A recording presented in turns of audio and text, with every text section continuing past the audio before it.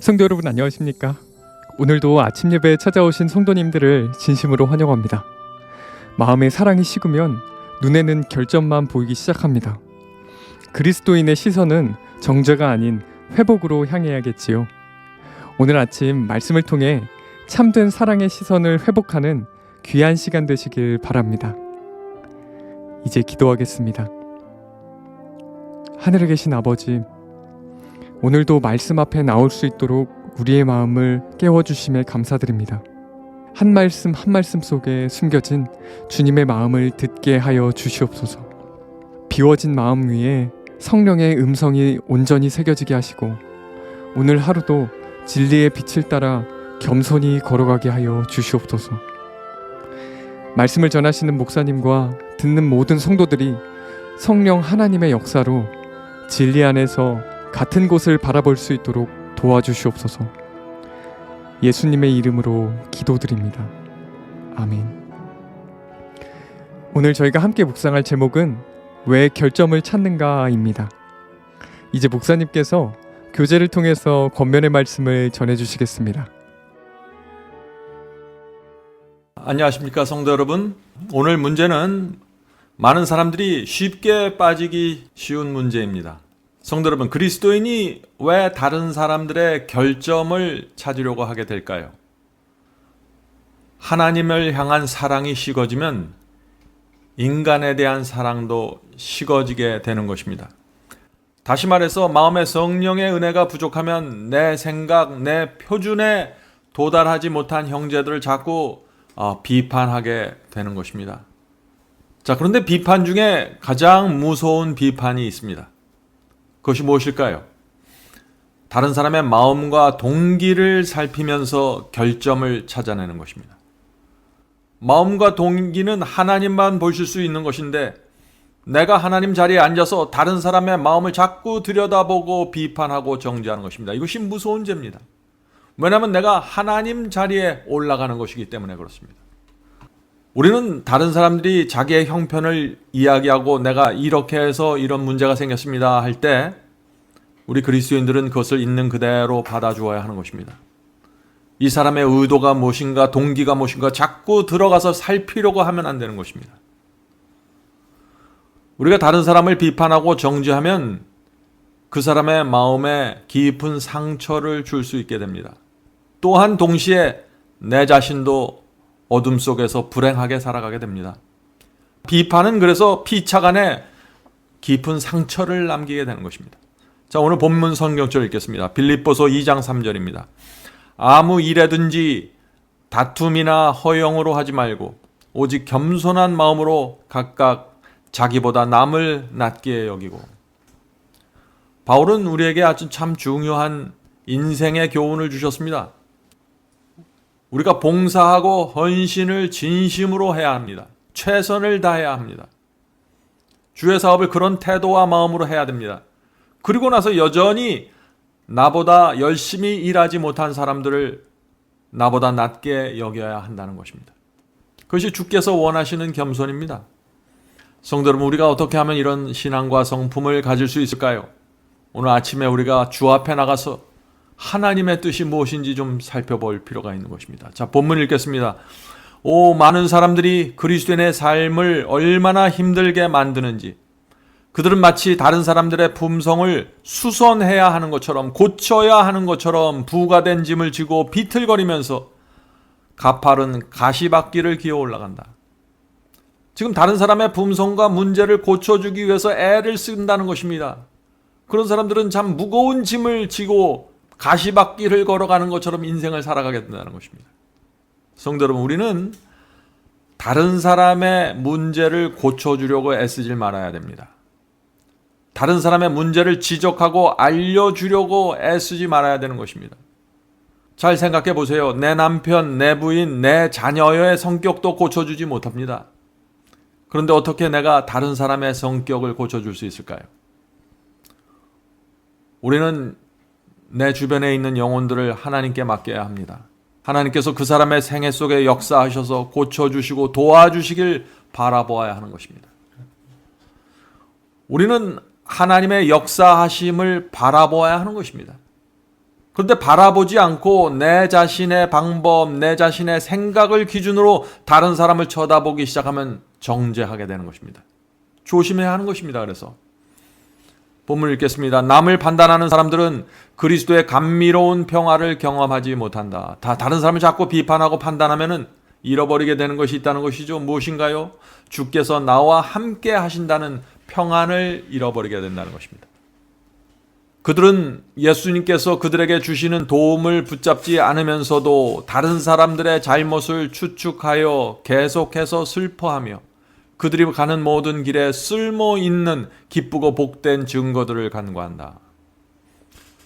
다른 사람의 마음을 추측하게 되면은 자꾸 그 사람의 문제를 비판하게 되고 정죄하는 시험을 받게 되는 것입니다. 하나님께서 그 사람의 생애를 인도하고 계신데 함부로 그 사람을 추측하고 판단하는 것은 하나님의 구원이 그 영혼에게 지금 어떻게 이루어지고 있는지 생각하지 못하는 것이죠. 하나님의 역사가 지금 그 영혼에게 어떻게 이루어지고 있는지를 알면은 우리가 다른 사람을 함부로 판단하지 않게 되는 것입니다. 성도 여러분, 이 바리새인의 죄는 냉랭하고 비판적이고 용서할 줄 모르는 정신이었습니다. 그런 정신에 빠지면 감사와 행복을 잃어버리게 됩니다. 다른 사람을 그래서 비판하는 그런 정신을 가지면은요, 우리가 결코 행복한 생애를 살 수 없는 것입니다.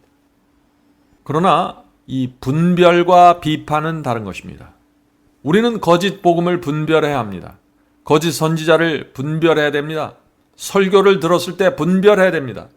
거짓 가르침을 분별해야 됩니다. 성경은 우리에게 거짓 영을 분별하라고 말하고 있는 것입니다. 분별은 반드시 그리스도인으로서 필요하고 해야 하는 것입니다. 그러나 오늘 여기서 말하는 것은 다른 사람의 성품을 말하는 것입니다. 다른 사람의 성품을 판단하고 비판하지 말아야 되는 것입니다. 왜냐하면 누가 알곡이고 누가 가라지인지 아시는 분은 하나님이시기 때문입니다. 다른 사람의 내적인 경험은 우리가 알 수가 없는 것입니다. 그래서 판단하지 말아야 되는 것입니다. 사람들 중에는 다른 사람의 이 부족함을 찾아내는데 남달리 예민한 지력과 판단력을 가진 사람들이 있습니다. 그러나 선을 넘어가지 말아야 되는 것입니다. 다른 사람의 약점과 결점을 비난하고 그것을 사람들 앞에 폭로해서는 안 되는 것이죠. 자, 예수님의 말씀을 잘 들어보시기 바랍니다. 마태복음 7장 5절입니다.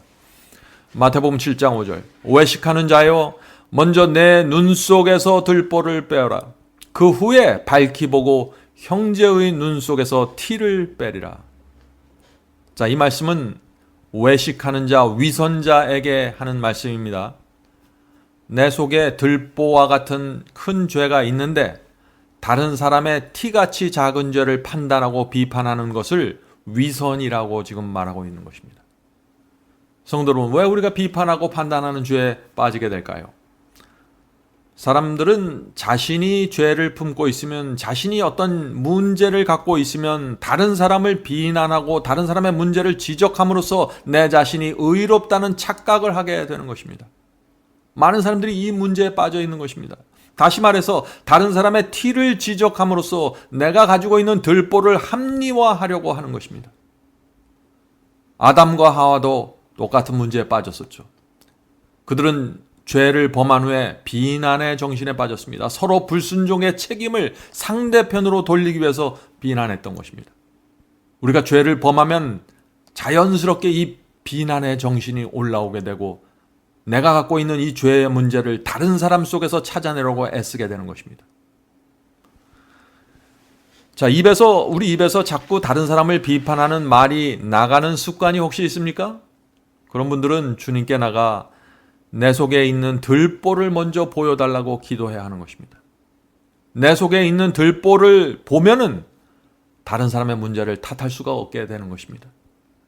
본문을 읽겠습니다. 사람이 하나님께 대한 개인적인 책임과 동료 인간에 대한 의무에 민감하고 열정적이며 자신의 감화가 영원까지 이어질 만큼 원대하다는 것을 깨달으면 낮은 표준에 만족하지 않고 다른 사람들의 결점을 찾아 비난하지 않을 것이다.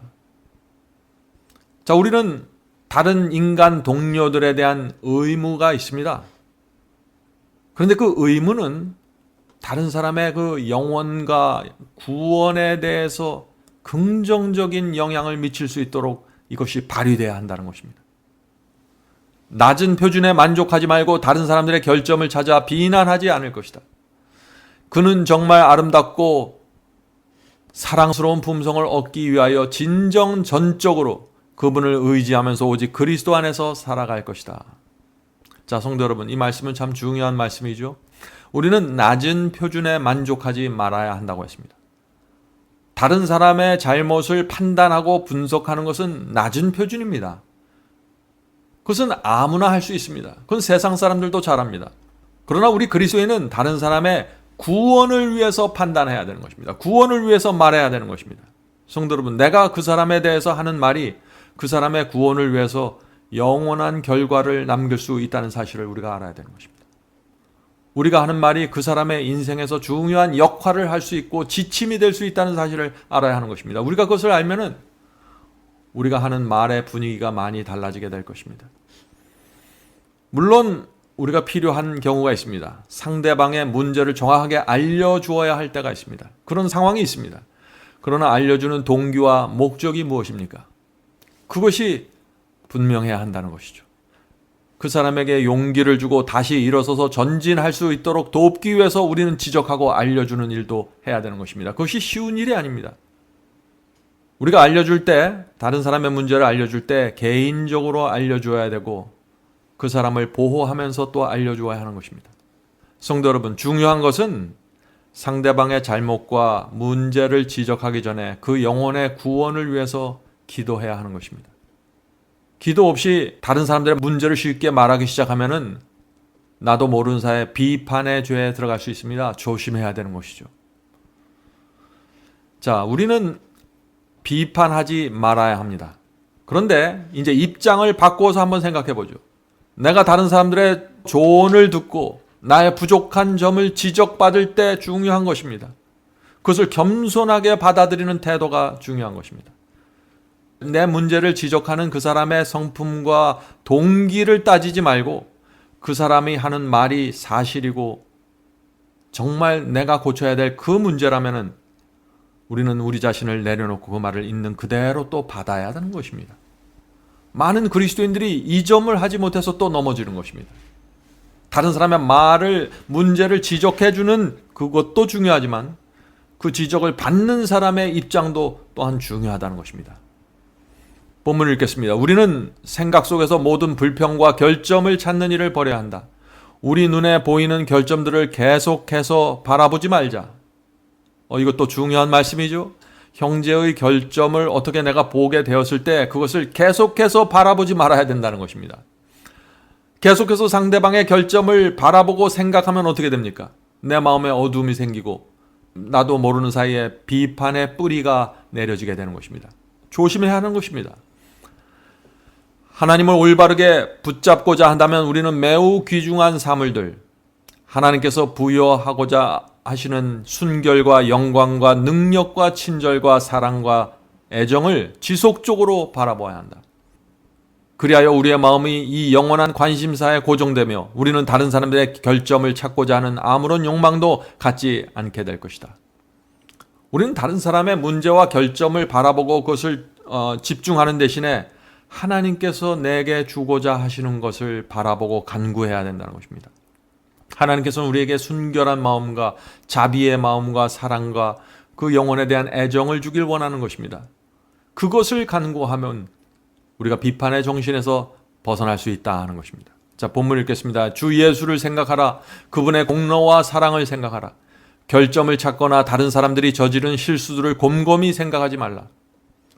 여기서 곰곰이 생각하지 말라 그랬죠? 그대의 인정과 찬양을 받을 만한 가치 있는 사물들을 생각하라. 그리고 다른 사람들의 잘못을 예리하게 분별한다면 선을 인정하고 찬양하는 일에 그 예리함을 사용하라.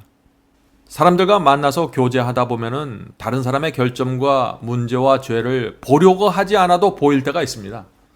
우리가 인생을 살아가면서 나이가 들고 연륜이 쌓이면은 젊은 사람들의 문제가 나도 모르게 이렇게 눈에 띄게 되는 것이죠. 만약 다른 사람의 결점과 죄를 보았으면 우리가 어떻게 해야 될까요?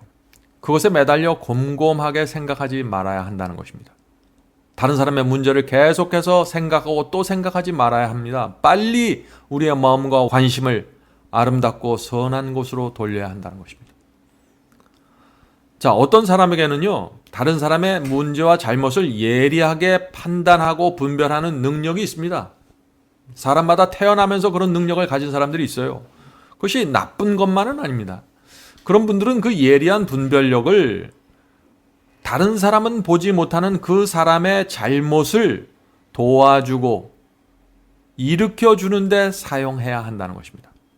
다른 사람이 보지 못한 그 사람의 약점을 채워주고 도와주어야 한다는 것입니다. 그것이 하나님께서 보시기에 참 아름다운 성도의 모습이죠. 자, 마지막 문단 읽겠습니다.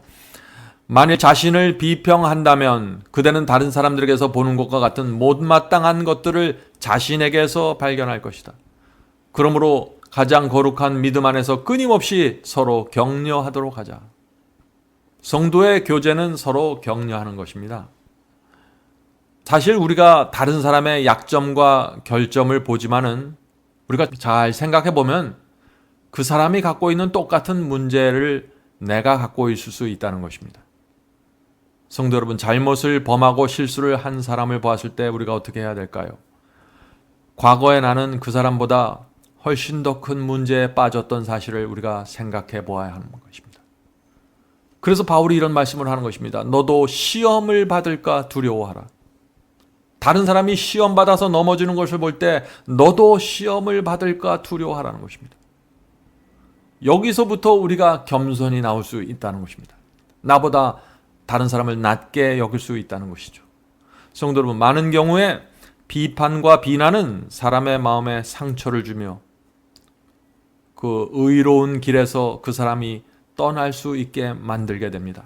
오히려 내가 하는 그 비판과 비난 때문에 마음의 문을 걸어 잠그고 회개하지 않고 고집을 부리면서 그리스도를 떠나가게 할 수도 있는 것입니다. 그 사람이 그 조언을 받아들이는 믿음이 약하면 그런 결과가 생길 수 있는 것이죠. 그러므로 우리가 참 지혜롭고 조심스러워야 하는 것입니다. 한번 주님을 떠나면 다시 돌아오기 위해서 많은 어려움과 고통을 겪어야 한다는 사실을 우리가 알 수 있죠.